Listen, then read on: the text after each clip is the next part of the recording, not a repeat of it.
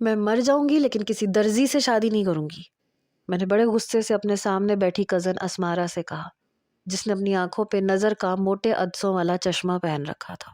اس نے چشمہ ناک کے اوپر کیا۔ ہاں تو ہم لوگ اپنی ذات برادری میں ہی رشتہ کرتے ہیں، تمہارے لیے کوئی شہزادہ گلفام تھوڑی آئے گا۔ میں نے اسے بڑے غصے سے دیکھا۔ ہاں تو نہ آئے، لیکن تمہارے بھائی سے کبھی شادی نہیں کروں گی۔ میری بحث سن کے شاید اسمارا کو غصہ آیا، کہنے لگی کیوں؟ اس نے تمہارا عید کا جوڑا خراب کر دیا جو اتنا لال بھبوکا ہو رہی ہو؟ میں نے کہا شکل دیکھیے اس کی، مشین چلا چلا کے مشین جیسا منہ ہو گیا ہے، اوپر سے منہ میں ہر وقت ماوا یا پان رکھتا ہے، 2 منٹ بات کرتے ہوئے 4 دفعہ اس کے منہ سے پان کی پیک نکلتی ہے۔ توبہ توبہ، مجھے تو دیکھ کے گھن آتی ہے۔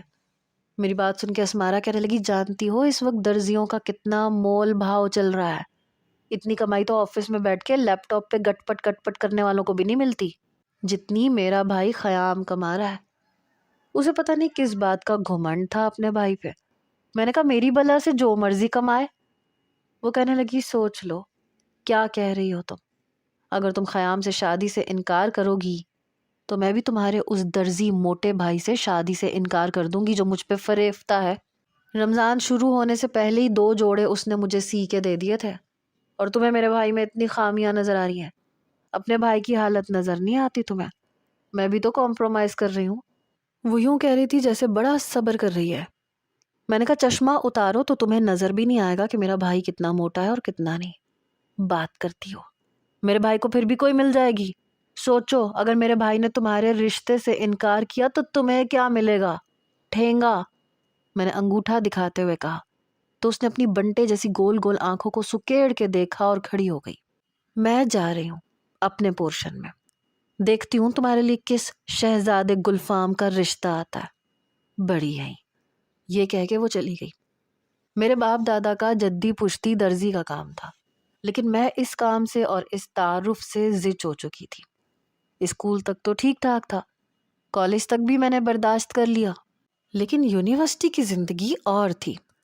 اول تو میرے خاندان کی کسی لڑکی نے بھی کالج جانے کی زحمت نہیں کی تھی، یہاں 10ویں جماعت پاس نہیں کی اور وہاں کسی نہ کسی درزی کے ساتھ اس کے ہاتھ پیلے کر دیے جاتے۔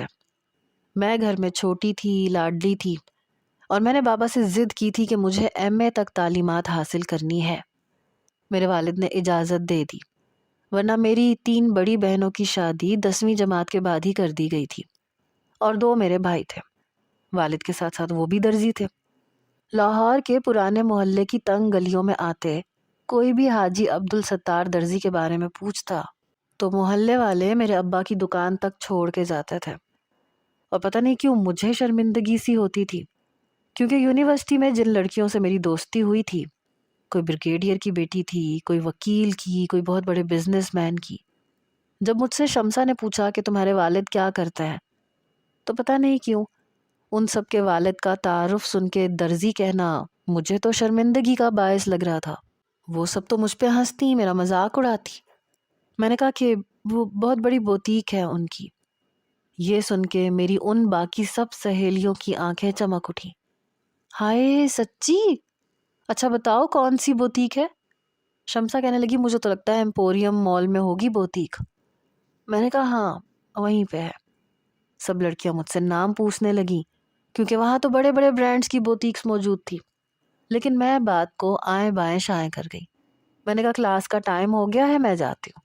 اپنی سب سہیلیوں میں اتفاق تھا کہ میں زیادہ پیاری تھی، پھر ابا کے بنائے ہوئے نت نئے ڈیزائن جب میں پہن کے جاتی تو لڑکیاں مجھ سے بار بار بوتیک کا نام پوچھتی، اور ایسا کچھ تھا ہی نہیں۔ میں نہیں چاہتی تھی کہ میرے باپ کا تعارف میرے لیے باعث شرمندگی بنے، لڑکیاں میرا مذاق اڑائیں، اس لیے۔ حالانکہ ہمارا گھر بڑا تھا لیکن تھا تو پرانے محلے میں ایسے جھوٹ موٹ کا کوئی علاقہ بتا دیتی جہاں پہ ہائی فائی قسم کے بنگلے بنے ہوئے ہوتے تھے، اور کہتی کہ میں یہیں کہیں رہتی ہوں۔ اپنی دوستوں کے گروپ میں شامل لڑکیوں کے جانے کے بعد میں بس اسٹاپ پہ جاتی تاکہ کسی کو یہ نہ لگے کہ میں ان کی طرح امیر نہیں ہوں۔ کپڑے تو میرے ویسے بھی ایسے شاندار ہوتے تھے کہ میں غریب لگتی ہی نہیں تھی۔ خیر میں غریب تھی بھی نہیں، گھر میں کسی چیز کی کوئی کمی نہیں تھی، AC تک لگا ہوا تھا۔ ہاں یہ الگ بات ہے کہ ایک بڑا سا ڈرائنگ روم تھا جہاں دادا نے AC لگایا تھا، اور تایا کی فیملی بھی گرمیوں میں اسی ڈرائنگ روم میں سوتی تھی اور ہماری فیملی بھی۔ کوئی صوفے پہ پڑا ہوتا تھا، کوئی قالین پہ تکیہ رکھ کے سو رہا ہوتا، اور جب اٹھتے تو پورے ڈرائنگ روم کا حلیہ درست کرتے، کیونکہ آنے جانے والے مہمان بھی وہیں بیٹھتے تھے۔ بہرحال میرا تعلق متوسط گھرانے سے آپ کہہ سکتے ہیں۔ ایک بار میں اور بینش لائبریری میں نوٹس بنا رہے تھے۔ گروپ کی باقی سب لڑکیاں واپس جا چکی تھیں، بس ہم کچھ لیٹ ہو گئے تھے۔ جیسے ہی میں باہر آئی، بینش کی گاڑی اس کے ڈرائیور کے ساتھ دیکھ کے دل میں ایک ٹھنڈی آہ نکلی۔ یوں تو میں اجمل بھائی سے کہتی تو وہ مجھے اپنی بائک پہ لینے آ جاتا ہے، لیکن ان کے منہ میں پان اور گلے میں انچنگ ٹیپ جو ہر وقت رہتی تھی، وہ دیکھ کے تو میری بے عزتی ہو جاتی۔ اس لیے میں نے سختی سے کہا کہ مجھے لینے کوئی نہ آئے اور نہ کوئی چھوڑنے جائے۔ بینش کہنے لگی کہ تمہارا ڈرائیور نہیں آیا گاڑی لے کے؟ میں نے کہا ہاں آتا ہی ہوگا، میں نے اس سے کہا تھا کہ تھوڑا لیٹ آئے۔ کہنے لگی پھر بھی کافی دیر ہو گئی ہے، چلو میں تمہیں تمہارے گھر تک ڈراپ کر دیتی ہوں۔ میں تو پریشان ہوگی، میں نے کہا نہیں نہیں بینش، تم جاؤ، میں آ جاؤں گی۔ کہنے لگی ارے بھائی تکلف کیوں کر رہی ہو، اور ویسے بھی تمہارا ایریا میرے گھر کے ایریا سے پہلے آتا ہے، پہلے تمہیں ڈراپ کر دوں گی پھر خود چلی جاؤں گی۔ میں نے اسے بہت ٹالنا چاہا لیکن کمبخت ماری ٹل ہی نہیں رہی تھی۔ خیر میں اس کے ساتھ اس کی گاڑی میں بیٹھ گئی، ہم باتیں کرتے رہے۔ جیسے ہی میری بتائی ہوئی سوسائٹی آئی تو میں نے کہا کہ بس یہیں اتار دو، بس 1-2 گلیوں کے اندر ہی میرا گھر ہے، میں پیدل چلی جاؤں گی، تم جاؤ۔ وہ کہنے لگی کیوں پیدل چلی جاؤ گی؟ ارے میں گھر تک چھوڑ دیتی ہوں، اسی بہانے تمہارا گھر بھی دیکھ لوں گی۔ میری تو گویا جان نکلی، میں کہاں اس سوسائٹی میں رہتی تھی۔ بہرحال وہ سوسائٹی کے اندر داخل ہوئی، کہنے لگی بتاؤ کہاں ہے تمہارا گھر؟ میں نے ایک بڑے سے بنگلے کے باہر گاڑی کھڑی کروا دی۔ میں نے کہا اچھا اب تم جاؤ۔ تبھی اسی گیٹ کا دروازہ کھلا اور ایک نوجوان ٹراؤزر شرٹ میں باہر آیا، لگ رہا تھا جیسے کچھ ہی دیر پہلے اٹھا ہو۔ بینش اسے دیکھ کے مجھ سے اشارے میں پوچھ رہی تھی کہ یہ کون ہے؟ اب میں اسے کیا بتاتی؟ وہ نوجوان بھی مجھے اپنے دروازے کے پاس دیکھ کے کچھ حیران سا تھا۔ مجھے سمجھ میں نہیں آ رہی تھی کہ میں کیا کہوں اور کیا نہ کہوں۔ کہنے لگا ایکسکیوز می۔ میں نے کہا شرم نہیں آتی تمہیں؟ گھر پہ کیا کر رہے ہو؟ میں نے کہا تھا نا مجھے لینے کے لیے آ جانا۔ ایک تو تم ڈرائیور لوگ پتہ نہیں خود کو کیا سمجھتے ہو۔ اس نوجوان کو شاید ابھی بھی بات سمجھ میں نہیں آئی تھی کہ میں اسے کیوں ڈانٹ رہی ہوں۔ اس نے اپنے پیچھے دیکھا، اسے لگا شاید اس کے پیچھے میرا کوئی ڈرائیور کھڑا ہے۔ میں نے کہا تمہیں پتہ ہے نا کہ میری چھٹی یونیورسٹی کی 2 بجے ہو جاتی ہے، کیوں نہیں آئے تھے تم؟ وہ کہنے لگا جی یہ آپ مجھ سے کہہ رہی ہیں؟ میں نے کہا تمہارا دماغ تو میں اپنے ڈیڈ سے کہہ کے ٹھیک کرواتی ہوں۔ کتنے بدتمیز انسان ہو تم، ذرا بھی احساس نہیں تھا۔ بینش کہنے لگی کیا ہو گیا؟ میں نے کہا تم جاؤ، آج تو میں ڈیڈ سے کہہ کے اس کی اچھی خاطر کرواؤں گی۔ بینش کہنے لگی اچھا چلو ٹھیک ہے میں چلتی ہوں۔ وہ جا چکی تھی اور میں نے شکر کا سانس لیا تھا۔ وہ نوجوان کہنے لگا کس نے کہا کہ میں آپ کا ڈرائیور ہوں؟ یہ کیا بولے جا رہی تھیں آپ؟ میں نے کہا آئی ایم سوری بھائی، ایکچولی وہ میری دوست ہے نا، میں اسے اپنا گھر نہیں بتانا چاہتی تھی، کب سے میرے پیچھے پڑی ہوئی ہے اپنا گھر بتاؤ اپنا گھر بتاؤ۔ وہ کہنے لگا اچھا، وہ شاید سمجھ گیا تھا۔ کہنے لگا تو آپ اپنا گھر کیوں نہیں بتانا چاہتی تھی؟ میں نے کہا وہ اس کا جو بھائی ہے نا وہ مجھے پسند کرتا ہے، لیکن مجھے اس سے شادی نہیں کرنی، اور یہ جو لڑکی ہے نا یہ بہت چپکو قسم کی ہے، اگر میں اسے گھر بتا دوں تو زبردستی اپنے بھائی کا رشتہ لے کے آ جائے گی، بس مجھے اس سے جان چھڑوانی تھی۔ آئی ایم سوری، میں نے آپ کو بہت ڈانٹ دیا۔ Very sorry. میری بات سن کے وہ مسکرایا۔ It's okay. میں نے کہا بہت شکریہ۔ مجھے لگا کہ بات آئی گئی ہو گئی ہوگی۔ کچھ دن کے بعد میں نے اسی نوجوان کو اپنی یونیورسٹی میں دیکھا۔ میرے تو ہوش اڑ کے رہ گئے، وہ شاید اسی یونیورسٹی میں پڑھتا تھا، اور کیسا اتفاق تھا کہ پہلے میں نے اسے کبھی نہیں دیکھا تھا اور نہ ہی میری دوستوں نے۔ وہ شاید کسی اور ڈپارٹمنٹ کا تھا۔ میں جلدی سے نظریں بدل گئی، لیکن مصیبت یہ تھی کہ ہم کینٹین میں بیٹھے تھے اور ابھی بھی کینٹین میں ہی بیٹھے تھے۔ 3 کلاسیں لینے کے بعد بھوک سے پیٹ میں چوہے دوڑ رہے تھے۔ بینش جیسی سب کے لیے برگر لے کے آئی اور شمسا کولڈ ڈرنک ٹیبل پہ رکھنے لگی، تبھی بینش کی نظر اس نوجوان پہ پڑی جو اپنے ہی دوستوں کے ساتھ ہمارے قریبی ٹیبل پہ ہی بیٹھا تھا، اور یہ شاید محض اتفاق تھا۔ بینش نے مجھے کوہنی ماری کیونکہ اب وہ میری برابر والی کرسی پہ بیٹھ چکی تھی۔ میں نے کہا کیا ہے؟ کہنے لگی وہ دیکھ تمہارا ڈرائیور لڑکوں میں بیٹھ کے کیسے گپے مار رہا ہے، اور یہ ہماری یونیورسٹی میں کیا کر رہا ہے، اس کی ہماری یونیورسٹی کے لڑکوں سے دوستی ہے کیا؟ میں نے کہا نہیں، یہ آئی کمپلیکس کا شکار ہے، ایکچولی غریب ہے نا، لیکن چاہتا ہے کہ پڑھ لکھ کے ہماری طرح امیر ہو جائے۔ تمہیں تو پتہ ہے ایسے لڑکوں کی مینٹیلٹی کیسی ہوتی ہے، اس لیے میرے ڈیڈ کی اس نے بہت منت سماجت کی تھی۔ میرے ڈیڈ ہی اس کی فیس بھر رہا ہے۔ اس کی بیوہ ماں نے میری ڈیڈ کے سامنے ہاتھ جوڑ دیے تھے کہ پلیز میرے بیٹے کو پڑھنے دیں تاکہ اس کی اچھی نوکری لگ جائے، بس اس لیے۔ کہنے لگی چلو یہ تو نیکی کا کام ہے۔ پھر کہنے لگی اگر یہ اسی یونیورسٹی میں پڑھتا تھا تو تمہیں کیوں چھوڑ کے چلا گیا؟ میں نے کہا وہ اصل میں اس کی ماں بیمار ہے نا، اچانک سے ان کی طبیعت خراب ہو گئی تھی، اس لیے جانا پڑا اسے۔ رو رو کے پھر اس نے میرے سامنے ہاتھ جوڑے تھے کہ پلیز بیگم صاحبہ صاحب جی سے کچھ مت کہیے گا، اور تمہیں تو پتہ ہے میں کتنی خدا ترس ہوں۔ پھر بینش کہنے لگی ہاں چلو یہ تو اچھی بات ہے۔ میں نے دل ہی دل میں شکر کیا کہ یہ میرا دماغ ہمیشہ کہانیاں گھڑنے میں نمبر 1 پہ تھا، کیسے جھٹ پٹ میں نے کہانی تیار کی تھی۔ بہرحال سب لڑکیاں اپنی گاڑی میں جا رہی تھیں، تبھی وہ نوجوان بھی ہاتھ میں پکڑے ریموٹ سے بٹن دبا کے اپنی گاڑی کا دروازہ کھول چکا تھا۔ وہ اپنی گاڑی کے پاس جا رہا تھا جب بینش مجھے کہنے لگی رومی تم یہاں کیا کر رہی ہو؟ ارے جاؤ نا، تمہارا ڈرائیور تمہارا انتظار کر رہا ہے، گھر نہیں جانا تمہیں؟ میں نے کہا جانا ہے لیکن میں چلی جاؤں گی، تم جاؤ پہلے۔ کہنے لگی لو یہ کیا بات ہوئی، چلو جاؤ گاڑی میں جا کے بیٹھو، ایک تو اس بیچارے کی امی بھی بیمار ہے۔ میں بڑے چھوٹے چھوٹے قدم لے کے جا رہی تھی۔ مصیبت یہ کہ اس نوجوان کی گاڑی کے برابر میں ہی بینش کی گاڑی تھی۔ اس نے میری ایک کلائی پکڑی اور تیز قدم بڑھاتی ہوئی اس نوجوان کی گاڑی تک پہنچی۔ مجھے کہنے لگی بیٹھو اپنی گاڑی میں۔ مجھے دیکھ کے وہ نوجوان کچھ تذبذب کا شکار ہوا۔ بینش اس نوجوان سے کہنے لگی کیا کل کی ڈانٹ ٹھیک نہیں تھی تمہارے لیے؟ چلو باہر آؤ اور اپنی بیگم صاحبہ کے لیے پیچھے کا دروازہ کھولو۔ میرے ڈرائیور کو دیکھا ہے میرے جاتے ہی کیسے وہ دروازہ کھولتا ہے۔ پتہ نہیں کیوں اس نوجوان کے ماتھے پہ بل پڑے، مجھے خشمگین نظروں سے دیکھنے لگا، اور میں آنکھوں ہی آنکھوں میں اس سے بس التجا ہی کر سکتی تھی۔ اس نے فرنٹ ڈور کھولا، باہر آیا اور پچھلا دروازہ کھولا۔ تشریف رکھیے میڈم، بڑے سخت لہجے میں اس نے کہا۔ میں شرمندہ شرمندہ سی اندر بیٹھ گئی۔ پھر اس نے دروازہ بند کیا، پھر اگلی نشست پہ بیٹھ کے اپنا دروازہ بند کر کے گاڑی مین روڈ پہ لے کے آیا۔ میں نے کہا بس یہیں پہ اتار دیں، بہت شکریہ، آئی ایم سوری میری وجہ سے آپ کو۔ کہنے لگا آپ اسی یونیورسٹی میں پڑھتی ہیں؟ میں نے کہا جی۔ پھر کہنے لگا اور اگر آپ کی دوست نے مجھے یونیورسٹی میں دیکھ لیا تو وہ تو میری عزت کا جنازہ نکال دے گی۔ دیکھیں خاتون، میں آپ کا ڈرائیور نہیں ہوں۔ میں نے کہا میں جانتی ہوں، میں بے حد شرمندہ ہوں۔ یہ کہہ کے میں گاڑی سے نیچے اتر گئی اور وہ گاڑی آگے بڑھا کے لے گیا۔ وہیں سے میں نے بس پکڑی اور اپنے گھر آ گئی۔ گھر آئی تو سامنے خیام منہ میں پان دبائے، گلے میں انچی ٹیپ ڈالے میری والدہ سے بات کر رہا تھا۔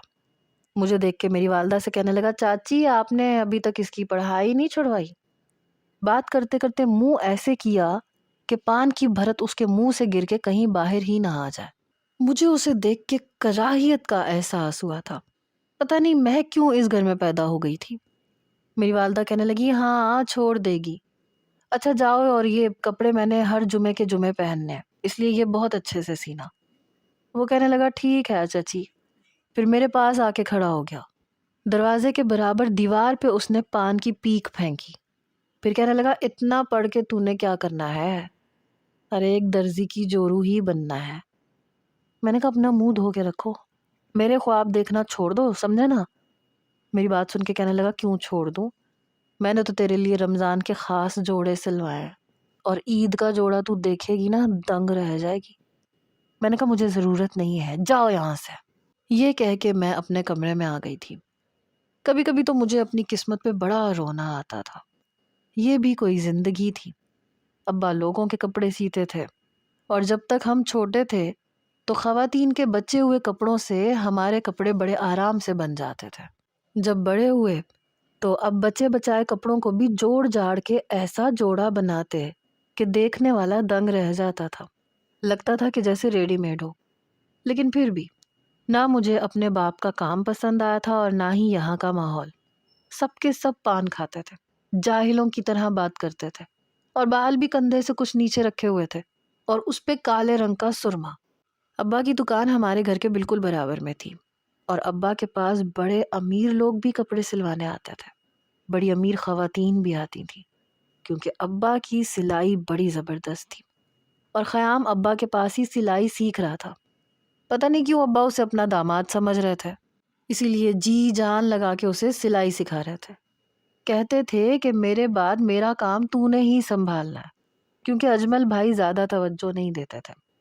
بہت کم عرصہ ہی ابو کی شاگردی میں رہنے کے بعد وہ اپنی الگ دکان کھول چکے تھے، اس لیے ابا کو اجمل پہ کوئی خاص امیدیں وابستہ نہیں تھی، اور جس سے تھیں وہ یہ تھا خیام، جو مجھے تو ایک آنکھ نہیں بھاتا تھا۔ ابھی بھی میں اپنے کمرے میں بیٹھی اپنی قسمت کو رو رہی تھی جب میری والدہ نے کہا کہ افطاری تیار کرو، پتہ ہے نا دکان میں کتنا رش شروع ہو گیا ہے، آج پہلا روزہ ہے اور اب پورے رمضان رش بڑھتا ہی چلا جائے گا، تمہارے باپ کو اور باقی لڑکوں کو گھر میں آنے کی فرصت بھی نہیں ہوگی۔ بہرحال میں نے افطاری تیار کر دی، لیکن افطاری کے بعد بھی مجھ سے ٹھیک سے کچھ کھایا نہیں گیا۔ چائے کا کپ بنا کے میں اپنے کمرے میں آ گئی، اور میں یہ سوچنے لگی کہ کاش میرا باپ سچ مچ کسی بڑی سی بوتیک کا مالک ہوتا تو زندگی کتنی مختلف ہوتی۔ جیسے ہی میں نے چائے کا کپ ختم کیا، میرے کمرے کے دروازے پہ دستک ہوئی۔ رومی، بیٹا ڈرائنگ روم میں کچھ مہمان آئے ہیں، تمہارے ابا کہہ رہے ہیں کہ بڑے گھر کے لوگ ہیں، 3 کپ چائے کے بنا کے دے آؤ۔ جب بھی بنگلے والی خواتین ہمارے گھر کا رخ کرتی تھیں تو ان کے لیے اماں ہمیشہ چائے مجھ سے بنواتی تھی، کیونکہ میں چائے بہت اچھی بناتی تھی۔ ابھی بھی 3 کپ چائے بنا کے جیسے ہی میں اندر داخل ہوئی تو ڈرائنگ روم کے دروازے پہ ہی میرے قدم جیسے جم گئے، کیونکہ میرے سامنے وہی نوجوان کھڑا تھا۔ میرے والد کو یہ بتا رہا تھا کہ اسے کپڑے کیسے سلوانے ہیں۔ میرے والد لیڈیز اور جینٹس دونوں کے کپڑے بڑے باکمال سیتے تھے۔ مجھے تو لگا جیسے کپ میرے ہاتھ سے چھوٹ کے نیچے گر جائے گا، کیونکہ اسے تو میں نے یہی بتایا تھا کہ میں اسی سوسائٹی کے کسی بنگلے میں رہتی ہوں، اور میری دوست میرے پیچھے پڑی ہے، اپنے بھائی کی شادی مجھ سے کروانا چاہتی ہے۔ میں نے تو جان چھڑوانے کے لیے جھوٹ بولا تھا، اور وہ یہ نہیں جانتا تھا کہ میں ایک درزی کی بیٹی ہوں۔ میرے والد مجھے دیکھ چکے تھے، کہنے لگے رومی بیٹا اندر آؤ۔ اس نوجوان کی نظر اب مجھ پہ پڑی۔ پہلے تو اس نے سرسری سا دیکھا، لیکن پھر گردن گھما کے آنکھیں پھاڑ کے مجھے دیکھا۔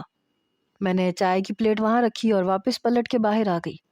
میں جانتی تھی کہ وہ مجھے جھوٹی لڑکی ہی سمجھے گا، اور اگر سمجھ بھی رہا تھا تو کون سا غلط تھا، ٹھیک ہی تو تھا۔ کچھ دیر کے بعد وہ جا چکا تھا۔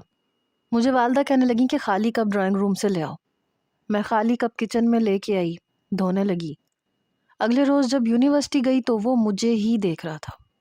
جہاں میں جاتی وہ وہی میرے آس پاس اپنے دوستوں کے ساتھ کھڑا ہو جاتا۔ یار یہاں بیٹھتے ہیں، یہاں ہوا کچھ اچھی آ رہی ہے۔ یونیورسٹی کے بعد ہم سب لڑکیاں بیٹھی ایک دوسرے سے آج ہونے والے لیکچر کے بارے میں ڈسکس کر رہی تھیں، اور وہ ذرا سا فاصلہ چھوڑ کے اپنے دوستوں کے ساتھ وہیں بیٹھ گیا۔ بلو جینز کے ساتھ اس نے بلیک ٹی شرٹ پہنی ہوئی تھی۔ سبھی لڑکے باتوں میں مصروف تھے۔ ارے یار جب سے رمضان شروع ہوا ہے درزیوں نے تو آنکھیں ماتھے پہ رکھ لی ہیں، لفٹ کروانے کو تیار ہی نہیں ہے، سمجھ میں نہیں آ رہا کہ کس سے سلوائیں کپڑے۔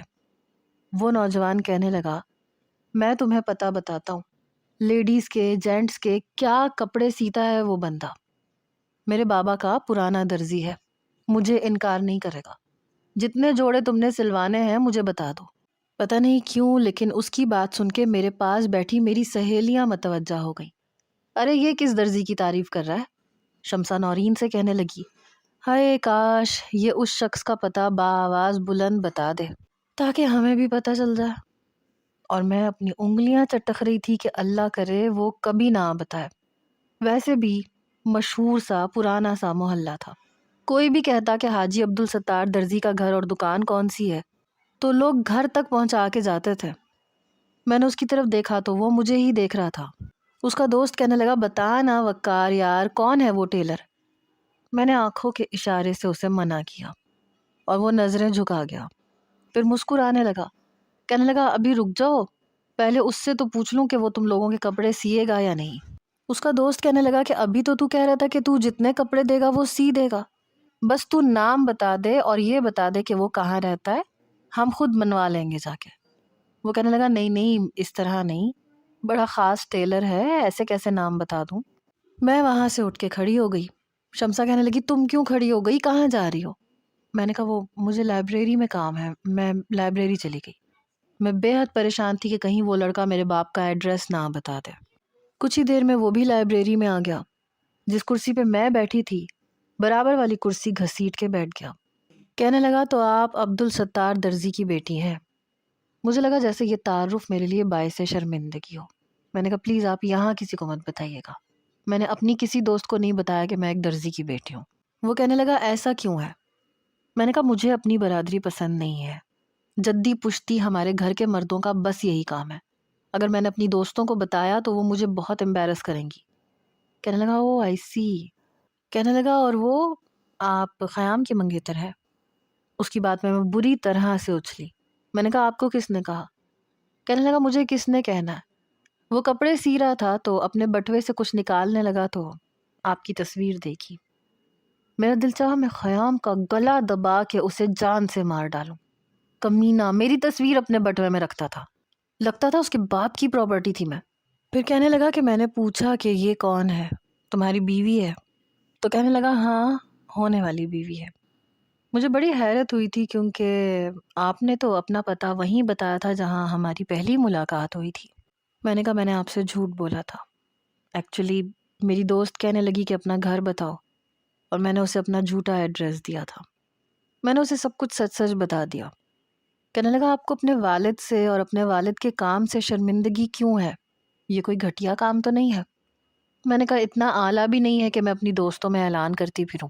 آپ نہیں سمجھتے، بھلا یہ بھی کوئی بتانے والا کام ہے کہ میرے ابا درزی ہیں؟ آپ نہیں سمجھتے کسی کا باپ بریگیڈیئر ہے، کسی کا بزنس مین ہے، کسی کا وکیل ہے، سب ایک سے بڑھ کے ایک امیر خاندان سے تعلق رکھتی ہیں، اپنا تعارف کرواتے ہوئے فخر محسوس کرتی ہیں۔ اب ان سب میں یہ کہتی ہوئی اچھی لگوں گی کیا؟ پتہ نہیں کیوں میں اپنی ہر بات اس لڑکے کو بتانے لگی جو میرے لیے ایک طرح سے اجنبی ہی تھا۔ کہنے لگا اچھا اچھا، اور یہ خیام کا کیا سین ہے؟ میں نے کہا کوئی سین نہیں ہے، مجھے نہیں اس سے شادی کرنی۔ اس سے کیا، مجھے اپنے خاندان کے ہر لڑکے سے نفرت ہے، مجھے کسی درزی کی بیوی نہیں بننا۔ وہ کہنے لگا اور اگر آپ کا رشتہ دوسری برادری میں سے آئے تو کیا آپ کے والدین مان جائیں گے؟ میں نے کہا ہاں ماننا پڑے گا انہیں۔ وہ کہنے لگا اور اگر وہ نہ مانے تو؟ میں نے کہا تو میں منا لوں گی، میرے ابا مجھ سے بہت محبت کرتے ہیں۔ اس کے بعد جو بات اس نے کہی وہ میرے ہوش اڑانے کے لیے کافی تھی۔ کہنے لگا اگر میں اپنا رشتہ بھیجوں تو کیا؟ یہ کہہ کے اس نے اپنی بات ادھوری چھوڑ دی۔ میں نے اسے بڑی حیرت سے دیکھا، مجھے اپنی خوش قسمتی پہ یقین ہی نہیں آ رہا تھا۔ وہ اچھا خاصا پڑھا لکھا نوجوان میرے لیے رشتہ لانا چاہتا تھا۔ میں نے کہا ہاں ٹھیک ہے، مجھے کوئی اعتراض نہیں ہے۔ اب میں بے وقوف تو تھی نہیں جو ٹال مٹول کرتی، ارے ایسے ماں باپ کے بغیر تھوڑی آتے ہیں۔ کہنے لگا اگر آپ میرے بارے میں کچھ پوچھنا چاہتی ہیں تو پوچھ سکتی ہیں۔ میں نے کہا نہیں نہیں، مجھے پوچھنے کی کیا ضرورت ہے، بس ٹھیک ہے آپ بھیج دیں رشتہ۔ اس کا ایک کنال کا بنگلہ میں دیکھ چکی تھی، گاڑی میں آتا جاتا تھا، میرے لیے تو یہ خوش نصیبی ہوتی۔ اب میں اسمارا کی بچی کو بتاؤں گی کہ میرے لیے واقعی ایک شہزادے گلفام کا رشتہ آنے والا ہے، جل کے خاک ہو کے رہ جائے گی۔ بہرحال میں بڑی خوشی خوشی گھر آئی، لگتا تھا کہ جیسے میری زندگی بالکل بدل کے رہ جائے گی۔ کچھ دنوں کے بعد ہی وقار اپنے والدین کے ساتھ آیا، اس نے میرا رشتہ مانگا تو میرے والد ہکا بکا اس کی شکل دیکھتے رہ گئے۔ میرے والدین نے سوچنے کا وقت مانگا اور مجھے حیرت ہو رہی تھی کہ انہوں نے کیوں سوچنے کا وقت مانگا تھا۔ میں نے اپنی والدہ سے کہا کہ امی آپ اس رشتے پہ ہاں کر دیں۔ میری والدہ کہنے لگی دماغ تو خراب نہیں ہو گیا تمہارا، ایسے کیسے ہاں کر دیں؟ کیا تمہیں نہیں پتا کہ تمہارا رشتہ خیام سے طے ہے؟ مجھے تو یہ سمجھ نہیں آتی کہ تمہارے باپ نے انکار کیوں نہیں کیا۔ میں نے کہا مجھے نہیں کرنی کسی درزی سے شادی، کیا آپ نہیں چاہتی کہ میرا مستقبل اچھا ہو؟ خدا کے لیے امی اگر آپ نے میری شادی وقار سے نہیں کی تو میں زہر کھا کے مر جاؤں گی۔ خیام نے بھی بڑا تماشا لگایا، کہنے لگا کہ اگر رومی کا رشتہ ٹوٹا تو پھر اسمارا کا بھی ٹوٹے گا۔ یہاں پہ میرا بھائی اجمل گھر میں شور شرابہ کرنے لگا کہ رومی کی شادی خیام سے ہی ہوگی، ہمارے ہاں شادی برادری سے باہر نہیں ہوتی۔ اور میرا رو رو کے برا حال، پتہ نہیں میرے ماں باپ میرے بارے میں کیوں نہیں سوچ رہے تھے۔ میں ایک اچھی زندگی جینا چاہتی تھی اور مجھے موقع بھی مل رہا تھا، پھر بھی سب لوگ ہی انکار کر رہے تھے۔ جب میں یونیورسٹی گئی تو وقار بے حد پریشان تھا، کہنے لگا وہ تمہارے والد نے تو انکار کر دیا۔ میں رونے لگی، میں نے کہا وہ خیام کا بچہ پتہ نہیں خود کو کیا سمجھتا ہے، یہ سب اسی کا کیا دھرا ہے، میرے گھر والوں کو مجھ سے پیار ہی نہیں ہے۔ کہنے لگا تم کیا چاہتی ہو، مجھے یہ بتا دو بس، باقی سب کو سیدھا کرنا میں جانتا ہوں کہ انہیں کیسے سیدھا کرنا ہے۔ میں نے کہا تم کیا کرو گے؟ کہنے لگا وہ تم مجھ پہ چھوڑ دو۔ میں نے کہا میں تو تم ہی کو چاہتی ہوں، مجھے تو اپنا بہترین مستقبل نظر آ رہا تھا۔ کہنے لگا ٹھیک ہے۔ چند دن کے بعد میں حیران رہ گئی جب میری ماں نے کہا کہ تمہارا رشتہ تمہارے باپ نے وقار کے ساتھ طے کر دیا ہے۔ اور مجھے حیرت ہو رہی تھی کہ کہاں تو میرا باپ کہہ رہا تھا کہ وہ مر کے بھی کبھی میری شادی برادری سے باہر نہیں کرے گا، اور اب خود ہی مان بھی گئے۔ ایسے کیسے مان گئے؟ میں نے امی سے پوچھا کہ خیام نے کوئی تماشا نہیں لگایا؟ تو کہنے لگی نہیں، اس نے کچھ نہیں کہا، بلکہ کسی نے بھی کچھ نہیں کہا۔ اسمارا کا بھی رشتہ نہیں ٹوٹا، بس ان لوگوں نے شادی جلدی مانگی ہے، یہی کوئی 1 ہفتے کا وقت ہے۔ میں نے کہا رمضان المبارک میں کس کی شادی ہوتی ہے؟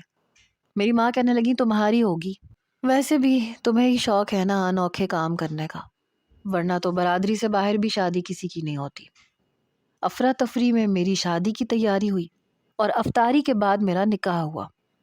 میں تو بڑے گھر کے خواب دیکھ رہی تھی، حسین اور خوبصورت 1 کنال کا بڑا سا بنگلہ۔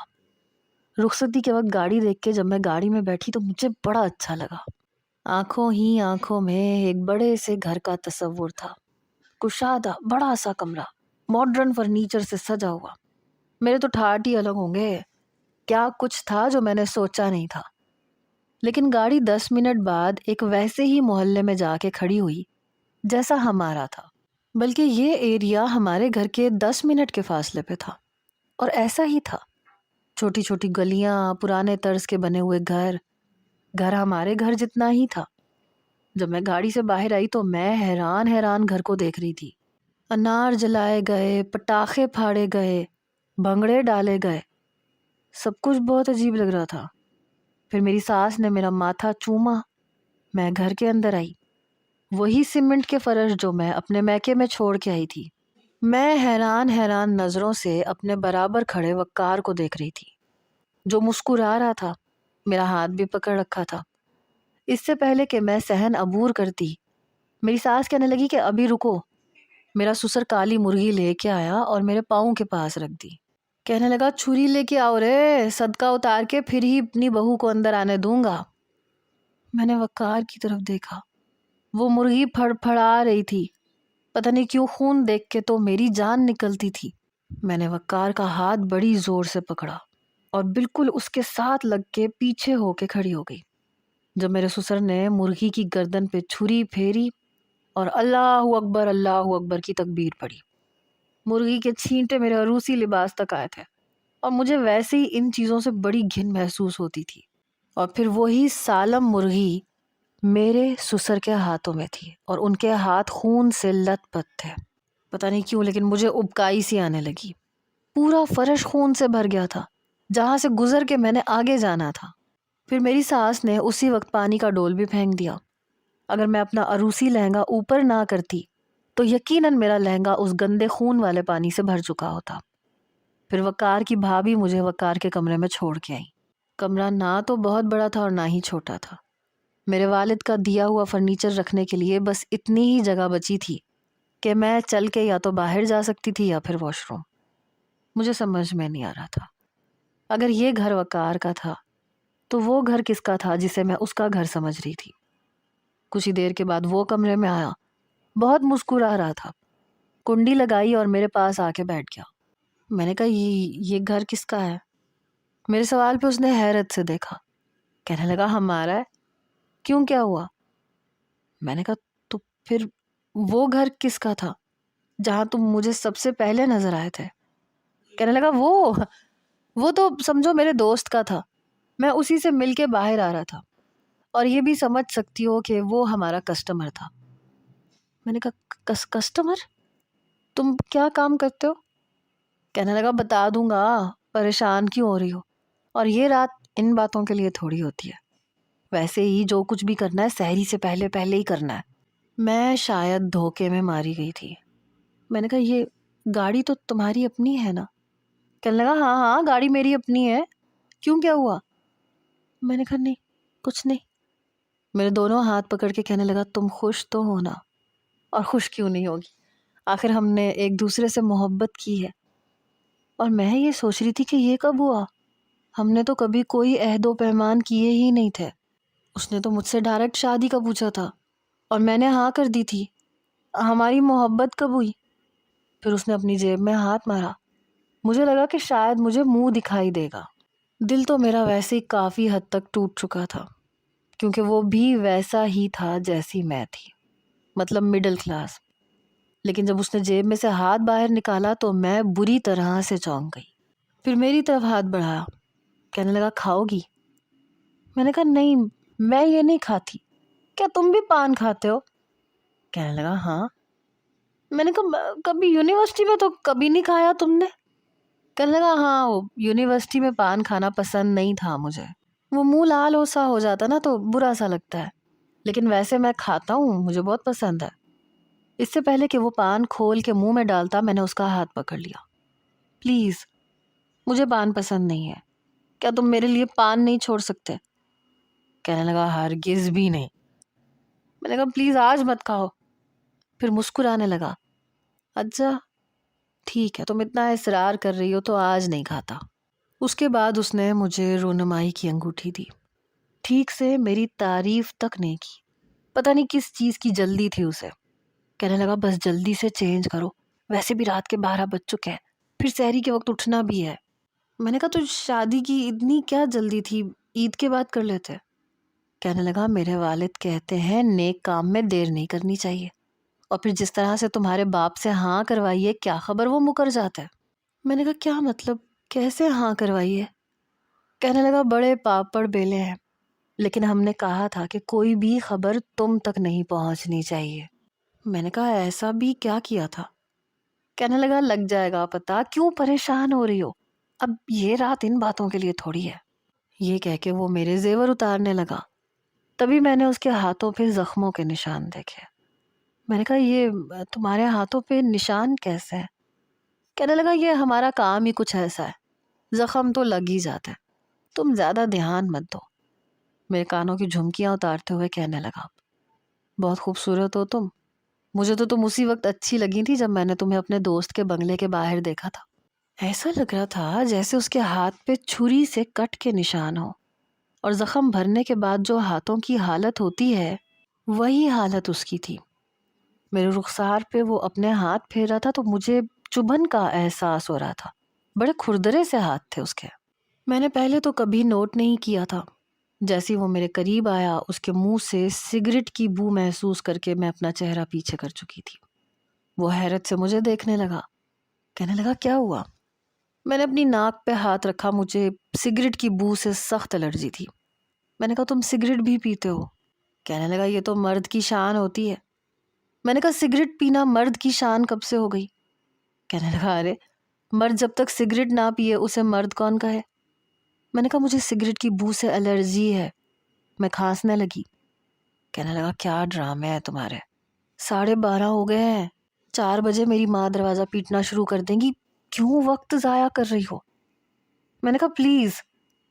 کہنے لگا اچھا میں برش کر کے آتا ہوں ابھی۔ وہ واش روم میں چلا گیا اور میرا پھوٹ پھوٹ کے رونے کو جی چاہ رہا تھا۔ میں نے کیا سوچا تھا اور یہ وقار کیا نکلا تھا۔ 5 منٹ بعد واپس آیا، کہنے لگا جلدی سے لیٹ ہو، ٹائم بالکل بھی نہیں ہے۔ مجھے سمجھ میں نہیں آ رہی تھی کہ اسے جلد بازی کس بات کی تھی۔ تبھی دروازے پہ دستک ہوئی، کیا مصیبت ہے، وہ بڑبڑاتے ہوئے دروازہ کھولنے کے لیے گیا۔ دروازہ کھولا تو سامنے میری ساس کھڑی تھی۔ وہ تمہارے ابا پوچھ رہے ہیں تم نے چاقو چھریاں جو تیز کروائی تھی وہ کہاں رکھی ہیں؟ یہ سن کے میں تو اگلا سانس لینا بھول گئی۔ اماں مجھے بتائیں، یہ کوئی پوچھنے والی بات ہے؟ ٹائم دیکھا ہے تم نے؟ ظاہر سی بات ہے میں نے اپنے کمرے میں تو نہیں رکھی ہوں گی نا۔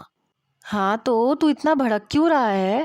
تیری ہی بیوی ہے، کوئی بھاگ تھوڑی جائے گی، تیرے پاس ہی رہے گی نا۔ چلا کے اپنے ابا کو تیز دھار والا چاقو دے، حافظ صاحب نے بیان دے دیا ہے، صبح ہی صبح مننے کا گلا کاٹنا ہے۔ اور تمہیں پتا ہے نا حافظ صاحب اس معاملے میں کتنے سخت ہیں، کہتے ہیں بیان دے دیا تو کام بھی وقت پہ ہونا چاہیے، تو جلدی کر۔ گلا کاٹنا تھا؟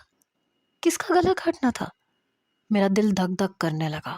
وہ کہنے لگا مجھے تو لگتا ہے جس دن ہم نے خیام کو وہ چاقو دکھا کے ڈرایا دھمکایا تھا اور کہا تھا کہ وہ رشتے میں ٹانگ نہ اڑائے، تو واپسی پہ وہ چاقو ابا نے وہیں کہیں رکھ دیا تھا۔ مجھے تو نہیں پتا۔ میری ساس کہنے لگی تو تمہارے ہونے والے سسر کو بھی تو ڈرایا تھا نا، تب تو وہ چاقو تیرے پاس تھا، تب وہ اب کہاں ہے؟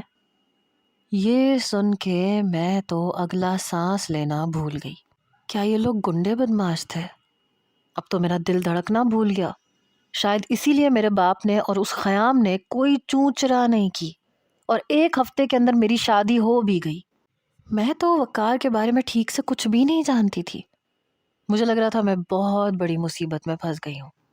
وہ دونوں ماں بیٹا باہر چلے گئے اور میری قطرہ قطرہ جان نکلنی شروع ہوئی۔ کچھ دیر کے بعد جب وقار اندر آیا اور دروازہ بند کیا تو جلدی جلدی اپنی قمیض کے بٹن کھولنے لگا۔ توبہ ہے، اماں نے ایک ہی بجا دیا، چلو یار اب لیٹو بھی۔ لیکن میں گم سم سانس روکے بیٹھی تھی۔ مجھے یوں اڑی ہوئی رنگت کے ساتھ دیکھ کے کہنے لگا کیا ہوا؟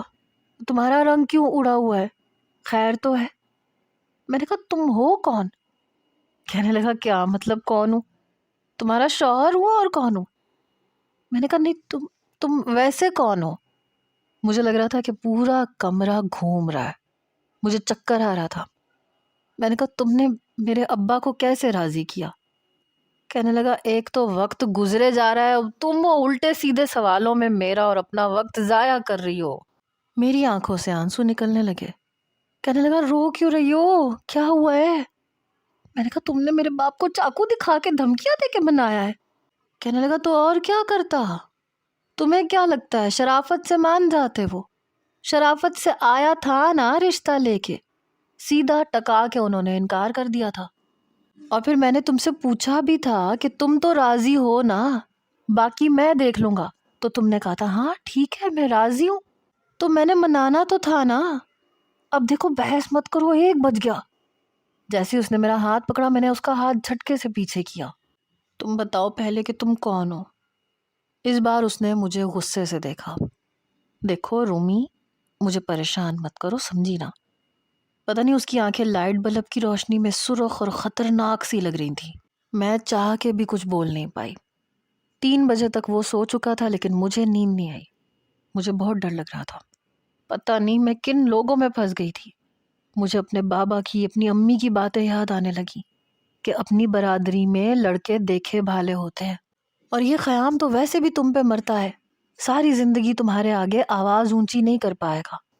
وقار غیر برادری کا ہے، ہمیں کیا پتا کون کیا ہے کیا نہیں ہے، اور شادی ہو جائے تو بس پھر تو لڑکی گئی، ہمیں کیا پتا وہ لوگ کیسا رکھیں گے اور کیسا نہیں۔ مجھے لگ رہا تھا کہ میری ماں نے جیسے ٹھیک ہی کہا تھا۔ میں واش روم میں گئی، نہانے کے بعد تہجد پڑھنے لگی۔ کمرے میں صرف اس کے ہلکے ہلکے خراٹوں کی آواز آ رہی تھی، جو میرا شوہر تھا اور میں اس کے بارے میں کچھ بھی نہیں جانتی تھی۔ ٹھیک 4 بجے دروازے پہ دستک ہونے لگی۔ میں نے جائے نماز اٹھایا، طے کر کے رکھا۔ ارے او وقار، ارے جلدی سے نہا دھو کے باہر آؤ، اور اپنی بیوی سے کہنا منہ اٹھا کے یوں ہی نہ آ جائے، غسل کر کے باہر آئے۔ وہ یوں چیخ رہی تھی کہ ان کی بات ہم دونوں کے علاوہ بھی پورے گھر والوں نے سنی ہوگی۔ شرم کے مارے میری نظریں جھک گئی۔ وہ جمائیاں لیتا ہوا اٹھا، کہنے لگا اچھا ماں اٹھ گیا ہوں، جائیں آپ۔ پھر مجھے کہنے لگا تمہارے لیے پانی گرم کر دوں؟ میں نے کہا نہیں میں نہا چکی ہوں۔ کہنے لگا چلو ٹھیک ہے، میں نہا کے آتا ہوں باہر۔ میں اس کے ساتھ ہی کمرے سے باہر گئی تھی تو میری ساس اونچا اونچا کہنے لگی ارے غسل تو ٹھیک سے کیا ہے نا تم نے؟ اور میرا جی چاہا کہ زمین پھٹے اور میں اس میں سما جاؤں۔ ذرا بھی شرم و حیا کی نام کی چیز تھی ہی نہیں ان میں۔ وقار کہنے لگا امی چپ بھی کر جاؤ، کیسی باتیں کر رہی ہیں، بچی تھوڑی ہے، پڑھی لکھی لڑکی ہے۔ بہرحال شکر تھا کہ لاؤنج میں کوئی اور نہیں تھا۔ پھر دسترخوان بچھایا گیا، کھانا لگایا گیا۔ میں نے بڑی مشکل سے بس آدھی روٹی کھائی، حلق سے کچھ اتر ہی نہیں رہا تھا۔ میرے سسر کہنے لگے بھائی تمہارا پڑھائی کا بھوت اترا ہے یا کچھ اور بھی پڑھنا ہے تم نے؟ وہ کہنے لگا ابا میں نے ابھی آگے اور پڑھنا ہے، دیکھ یہ 2 مہینے اور پڑھ لے، ویسے ہی تیرا آخری سمسٹر ہے، اور جانتا ہے نا بڑی عید پہ ہمیں بالکل بھی فرصت نہیں ہوتی۔ کہنے لگا ہاں مجھے پتا ہے۔ پھر اس نے ہاتھ سے پتہ نہیں کیا اشارہ کیا کہ میرے سسر فوراً سے چپ ہو گئے۔ بہرحال وہ صبح اٹھ کے یونیورسٹی چلا گیا۔ میں کسی بھی کام کو ہاتھ لگانے لگتی تو میری ساس کہتی کہ نہیں ابھی نہیں، عید کے بعد کام کرنا۔ میں یہ نہیں کہتی کہ انہوں نے میرا خیال نہیں رکھا، لیکن مجھے کبھی یہ نہیں پتا چلا کہ وہ کرتے کیا ہیں۔ افطاری کے بعد میرے سسر ایسی خطرناک باتیں کرتے تھے کہ میرا دل دہل جاتا تھا۔ اوئے 4 کاٹ کے آیا ہوں، کل 2 اور کاٹنے ہیں۔ پتہ نہیں کیوں لیکن میری ہمت نہیں ہوتی تھی کہ میں ان سے پوچھوں کہ انہیں شرم کیوں نہیں آتی کھلے عام گھر میں یہ بتاتے ہوئے کہ وہ 4 لوگوں کی جان لے کے آئے ہیں۔ ایک بار گھر آئے تو پورے کپڑے خون سے لت پت۔ یہ دیکھ کے میرا تو دل ہول کے رہ گیا، اور باقی سب بے فکر بیٹھے تھے، ہنس بول رہے تھے، باتیں کر رہے تھے جیسے کچھ ہوا ہی نہ ہو۔ چند دن میں میری تو برداشت جواب دے گئی تھی۔ وقار جب کمرے میں آیا تو مجھے روتا دیکھ کے کہنے لگا کیا ہوا تمہیں؟ جب سے شادی ہوئی ہے تم چپ چپ سی رہتی ہو، مجھ سے بھی ٹھیک سے بات نہیں کرتی، میں پاس آتا ہوں تو تم دور رہنے کے بہانے ڈھونڈتی ہو۔ کیا تم نے مجھ سے محبت نہیں کی تھی؟ بتاؤ مجھے رومی۔ میں نے کہا نہیں، میں نے نہیں کی تھی تم سے محبت، مجھے نہیں پتا تھا کہ تم ایک بدمعاش ہو۔ کہنے لگا یہ کس نے کہا تم سے؟ میں نے کہا تمہارے والد روزانہ 4 لوگوں کے گلے کاٹ کے آتے ہیں اور وہ فخریہ طور پہ بتاتے ہیں۔ میں رونے لگی۔ کہنے لگا تم سے کس نے کہا ہے؟ میں نے کہا تمہیں نظر نہیں آتا؟ کہنے لگا ہم تو ویسے ہی ذات کے کسائی ہیں، میرے باپ دادا کا جدی پشتی کا یہ کام ہے، اور میرے والد بکرے کاٹ کے آتے ہیں، انسانوں کو نہیں۔ میں تو حلق کے بل چیخی تھی، کیا تم لوگ کسائی ہو؟ کہنے لگا ہاں، کیوں کیا ہوا؟ میں نے کہا تم پہلے کیوں نہیں بتایا تھا؟ کہنے لگا اس میں بتانے کی کیا بات ہے، میں بھی یونیورسٹی کے بعد ابا کی دکان پہ جاتا ہوں، یہ میرے ہاتھوں پہ زخم یوں ہی تو نہیں لگے نا۔ میرا تو دماغ چکرانے لگا۔ درزیوں سے نکل کے میں کسائیوں میں پھنس گئی۔ پھر کہنے لگا کیا تمہیں کسائیوں سے بھی مسئلہ ہے؟ اب میں اسے کیا جواب دیتی؟ وہ شاید سمجھ گیا۔ میری شکل دیکھ کے پہلے تو مسکرایا اور پھر ہنسنے لگا، اور پھر زور زور سے ہنسنے لگا۔ میں نے کہا تم ہنس کیوں رہے ہو؟ مجھے لگ رہا تھا جیسے وہ میری بے بسی کا تماشا دیکھ رہا ہے۔ کہنے لگا تمہاری سوچ پہ ہنس رہا ہوں، مجھے لگا کہ تمہیں اپنا درزی کزن پسند نہیں ہے، لیکن جب سے شادی ہوئی ہے تمہارا رویہ دیکھ کے میں حیران تھا۔ میں نے کہا میں نے تمہیں بنگلے سے نکلتے ہوئے دیکھا تھا، مجھے لگا کہ تم شاید پڑھے لکھے ہوگے، امیر خاندان سے تعلق رکھتے ہوگے، کوئی اچھا سا بزنس کرتے ہوگے، لیکن تم بھی ہمارے جیسے ہو۔ کہنے لگا تو اگر میں بنگلے میں رہتا ہوتا تو کیا تم سے شادی کرتا؟ اور پھر وہ ہنسنے لگا۔ میری بے وقوف بیوی، بنگلے والے بنگلے والیوں سے ہی شادیاں کرتے ہیں، اور میں تو وہاں پہ ابا کے کہنے پہ گوشت دینے گیا تھا۔ ہاں ان کے بیٹے سے میری اچھی خاصی سلام دعا ہے۔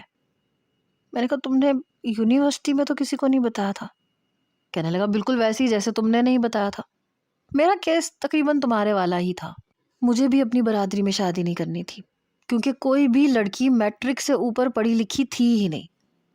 پھر جب تمہیں دیکھا، تمہاری دکھ بھری داستان سنی، تو مجھے لگا جیسے میں اپنے دل کی بات سن رہا ہوں، کیونکہ میں بھی ایسا نہیں چاہتا تھا۔ اور پھر سوچا کہ ذات کو بدل لینا چاہیے، کوئی حرج والی بات نہیں ہے۔ میں نے کہا تو تم میرے ابا کو کیسے جانتے تھے؟ کہنے لگا میں نہیں جانتا تھا، وہ اسی بنگلے والے دوست نے بتایا کہ اس بار عید کا جوڑا میں تمہیں سلوا کے دیتا ہوں، اس نے مجھے تمہارے بابا کا پتہ دیا تھا، کہہ رہا تھا میرا نام لینا، تمہارا جوڑا سل جائے گا۔ شاید اسے ہی قسمت کا لکھا کہتے ہیں۔ میں جیسا ماحول چھوڑ کے آئی تھی میں ویسے ہی ماحول میں آ کے زندگی گزار رہی تھی۔ ہاں وہ لوگ خطرناک قسم کے نہیں تھے، جیسا کہ میں نے سمجھا تھا۔ البتہ میری ساس کی عادت تھی کہ بنا لحاظ کے بات کر جاتی تھی۔ وقار کے ساتھ رہ کے مجھے احساس ہوا کہ ذات برادری کچھ نہیں ہوتا، انسان کا اچھا ہونا ضروری ہوتا ہے، اور وہ واقعی اچھا انسان تھا۔ میرے سارے شکوک و شبہات اس کے بارے میں غلط ثابت ہوئے تھے، اور یہ بات بھی کافی حد تک ٹھیک ہے کہ بڑے بنگلے والے بنگلے والیوں کو ہی پسند کرتے ہیں۔ اس لیے ہم جیسی مڈل کلاس لڑکیوں کو ایسے خواب کم ہی دیکھنے چاہیے، تاکہ اگر خواب پورے نہ ہوں تو تکلیف نہ ہو۔ آپ کا کیا خیال ہے؟